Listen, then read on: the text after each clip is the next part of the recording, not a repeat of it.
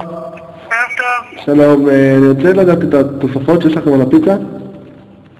מה אתה רוצה לדעת? את התוספות שיש לכם על הפיצה. איזה תוספות יש על הפיצה? בדיוק. אבל לאט ואת הבצל תגידי בסוף. את מה? את הבצל תגידי בסוף, אוקיי? את המבצע להגיד בסוף? לא, את הבצל. את הבצל להגיד, אוקיי. אז יש לנו בולגרית עגבניות גם בשיפקה. כן, לאט.